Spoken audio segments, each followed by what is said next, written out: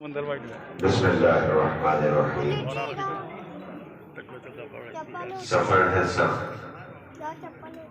تو کچھ انتظام کریں، عبادتوں کی طرح بدعت امام کریں، نہ کوئی چشمہ ہی پھوٹا نہ ایڑیاں رگڑی، وہ پیاس تھی جسے خودداریاں سلام کریں۔ سلام ہو ہمارا عارف نبوت و امامت، اسلام کی شہدا، اسلام کے قربان، بلکہ یوں کہہ دو کہ اسلام جس کی قربانی کا مرہون منت، جس نے عالم غربت و مسافرت اور عالم مصائب کے ہجوم میں اسلام کی لاج رکھی۔ سلام ہمارا اس آزادی پر جو اپنے مظلوم بھائی کا چہلم کرنے کا بلا رہی ہے۔ زمین کی ایک گردش شب و روز کی تشکیل کرتی ہے، شب و روز کی جسے ہم یوم کہتے ہیں۔ زمین چکر لگا رہی ہے اور گردش ایام کا سلسلہ جاری ہے۔ ہر آنے والا دن گزشتہ دن کو ڈھکیل کے ماضی کے اندروں میں پھینک دیتا ہے، مگر بعض ایام ایسے ہوتے ہیں کہ جن کی یاد آتے ہی دل و دماغ پر یادوں کا ایک سیلاب سا ابھر پڑتا ہے۔ 61 ہجری غریب کو کربلا میں رلایا جانا، غریب زہرا کا مرثیہ پڑھنا کہ عباس مر گئے علی اکبر جدا ہوا، مجھ سے کسی نے یہ بھی نہ پوچھا کہ کیا ہوا۔ بہن بھائی کے لاشیں پہ رو رہی تھی اور یہ کہہ رہی تھی میاں تیری بہنہ کتنی مجبور ہے، بھائی تجھے کفن نہیں ملا، بہن کے سر پہ چادر نہیں ہے۔ سجاد غریب روتے ہوئے گزر گئے، بابا معاف کر دینا، ایسا بیٹا کائنات نے دیکھا نہیں ہوگا کہ جس کے باپ کا لاشا بے کفن پڑا ہو اور اس کو کفن نہ دے سکے۔ آج ان غریبوں کا چہلم میں شبیہ ہے داود جن کی آپ سب کو زیارت کرنی ہے، تو بس اتنی سی گزارش کروں گا کہ آپ سب ایک جنازہ ہوتا تو برداشت کر لیتے، یہاں 18 جنازے آنے والے ہیں کہ جن پہ رونے کے لیے آپ سب جمع ہوئے ہیں۔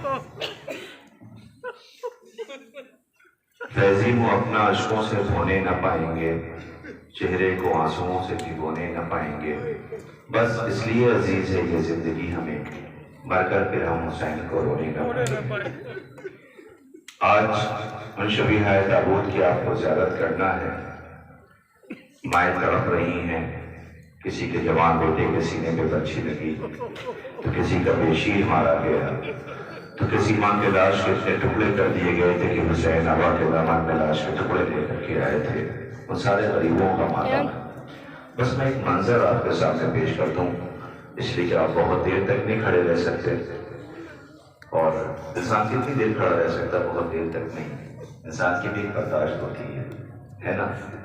بس ایک ہی غریب تھا کہ جو سفر کرتے کرتے تھک جاتا تھا تو کہا جانے والوں کے دھوپ میں کھڑا کر دیا جاتا، جب وہ دھوپ میں پریشان ہوتا تھا تو سائے میں آتا تھا، تعزیہ نے لگا کہ دھوپ میں کھڑا کر دیا تھا۔ اسی غریب کے زخموں کا مرہم لے کر کے آپ آئے ہوئے ہیں۔ میرے لیے پہلا شرف اور پہلی سعادت ہے کہ میں اس دیار میں غریب زہرا کے غریب لال کو رونے کے لیے اور ان تبرکات کی سعادت حاصل کر رہا ہوں۔ لیکن میں جیسے ہی آیا میں نے دعوی سے کہا کہ مجھے راستہ بتا دے کہاں آنا ہے۔ مجھے سمجھنے میں دیر نہیں لگی، وہ اس لیے کہ سیاہ لباس پہنے ہوئے جوان نظر آ گئے تو سمجھ آ گیا کہ یہی سو ہے اور یہی تابوت اٹھنے والا ہے۔ میں ویسے گزارش کرتا ہوں اپنے نوجوانوں سے، جب آپ یہ سیاہ لباس پہن لیتے ہیں تو ذمہ داریاں بڑھ جاتی ہیں۔ دنیا دیکھتی اور محسوس کرتی ہے حسین کے سوگوار ہیں، حسین کے ماتمدار۔ میں ایک واقعہ پڑھنے لگا ہوں اپنے نوجوانوں کے لیے، اور انشاءاللہ اسی کے بعد تبرکات کی کے بعد دل میں زیارت آپ کریں گے، خوب کیا کریں گے، مجھے یقین ہے۔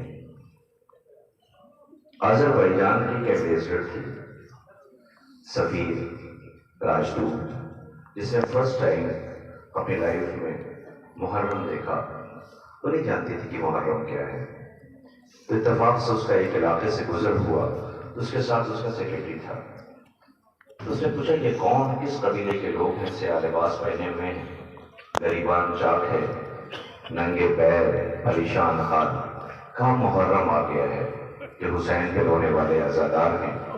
کہ کون حسین کا پروفٹ کے نواسے جنہیں کربلا میں بڑی بے دردی کے ساتھ شہید کیا گیا تھا، یہ ان کی یاد مناتے اور روتے؟ اس دن کوئی خاص ڈے ہے ان کا؟ کہاں 10 محرم عاشور کا دن؟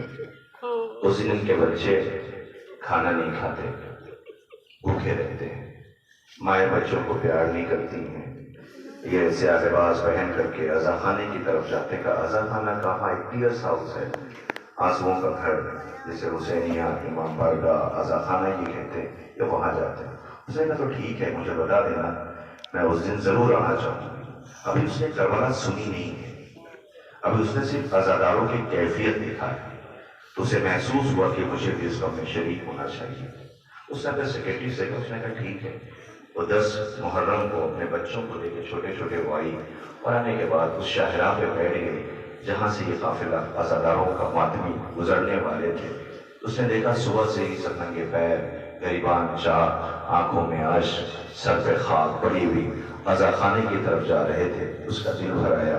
تھوڑی دیر بعد مائک آن ہوا اور ذاکر نے پڑھنا شروع کیا کہ تھوڑی دیر بعد اس کے لیے پہلا تجربہ تھا کہ رونے اور چیخنے کی آواز آئی، تو تڑپ کر کے وہ سیکرٹری کی طرف دیکھتی اور پوچھتی یہ رو کیوں رہے ہیں؟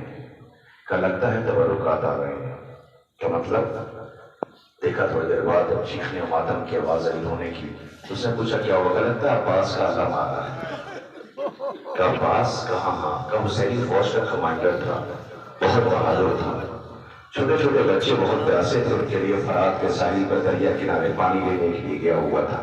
جنگ کی اجازت نہیں تھی، اس کے بازو کٹ گئے تھے، آنکھوں میں تیر لگا تھا، خون میں نہایا ہوا تھا۔ بھائی پہنچا تھا، بھائی کا سر اپنے زانوں پہ رکھا تھا اور بچے انتظار کرتے رہے، پانی نہ آیا تو یہ سمبولک سانکیتک یہ علم اپنے جلوس میں شامل کرتے ہیں، جسے دیکھ کے انہیں عباس یاد آ جاتا ہے اور یہ ہوتے ہیں۔ تھوڑی دیر بعد اس نے دیکھا کہ لوگ ماتم کر رہے ہیں، آواز آنے کا کیا ہوا؟ اب یہ کیوں رو رہے ہیں؟ لگتا ہے حسین کے 18 برس کے بیٹے کا جنازہ آ رہا ہے۔ بوڑھے باپ نے اکیلے میت اٹھا لی تھی، بیٹا روتا ہوا رخصت ہوا تھا، وہ جنازہ لے کر کے آیا تھا کہ اسے یاد کر کے رونے کے بھی سمبولک ہے۔ تھوڑی دیر بعد اس نے دیکھا کہ انہیں شبیہوں میں سوئی جنا آیا۔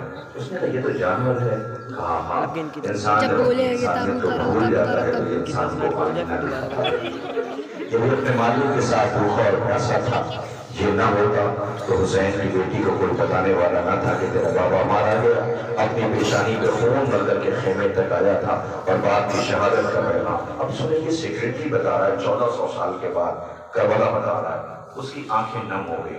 اب آپ ایک طرف دیکھنا بڑی قیامت ہے عزیزوں، چونکہ یہ لیڈی ہے، خاتون ہے، عورت ہے، ماں ہے، اپنے ساتھ بچوں کو لے کر کے آئی ہے۔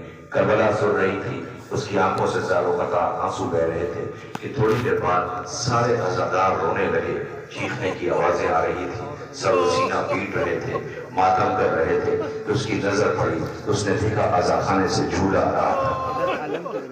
وہ حیرت سے پوچھتی ہے اسے دیکھ کے کیوں رو رہے ہیں؟ یہ تو جھولنے والا بچوں کا جھولا ہے۔ کہ لگی ہاں، کیسے دیکھ کے کیوں رو رہے ہیں؟ تو حسین کا 6 مہینے کا بچہ تھا، وہ بہت پیاسا تھا، اس کا نام اصغر تھا۔ ماں بہت بے چین تھی، میرا بیٹا پیاسا ہے۔ وہ ایسے منہ کھولتا اور بند کرتا تھا جیسے مچھلی کو پانی سے باہر نکال لیا جائے، وہ ڈرتی ہے۔ حسین نے رونے کی آواز سنی، اس بچے کو لا کے باپ کیا، ہوش میں لے لیا۔ سنیے گا، اس سیکرٹری کربلا بتا رہا ہے اس لیڈی کو، ایمبیسڈر کو۔ اس نے کہا حسین نے لا کے دے دیا، وہ لے کر کے آیا اور آنے کے بعد میدان مقتل میں جہاں لاکھوں کی فوج کھڑی ہوئی تھی، تیز دھوپ کی ہوا کے دامن میں چھپا لیا تھا۔ فوج یہ سمجھی کہ حسین قرآن لے کر کے آ رہے ہیں، لیکن جب ہوا کا دامن ہٹایا تو کیا دیکھا؟ ایک پھول تھا جو کھلایا ہوا تھا، ایک پھول تھا جو پیاس سے مرجھایا ہوا تھا۔ اسے دیکھا یزیدی فوج نے، کہا یہ میرا بچہ بہت پیاسا ہے، اسے پانی دے دو۔ کہا پھر پانی دیا؟ نہیں، پانی نہیں دیا۔ پتہ کیا کہتی ہے؟ کیسے انسان تھے وہ، کتنا پانی چاہیے تھا اس کو؟ بس اتنا سا پانی چاہیے تھا کہ اگر انگلی تر کی جاتی اس کی زبان پر رہتے تو پیاس بجھ جاتی۔ آپ سن کے تڑپ رہے ہیں، سوچو اس باپ کو کیا گزرتی ہوئی اس سے حسین کہتے، اسی لیے مولا کہتے ہیں مجھے رلا رلا کے شہید کیا گیا۔ اسی لیے غریب ہزارہ کہتے ہیں مجھے رلا رلا کے شہید کیا گیا. آج جیلوں میں کوئی گٹ گٹ کر کے نہ روئے. میں تو سیکرٹری کا واقعہ بیان کر رہا ہوں کہ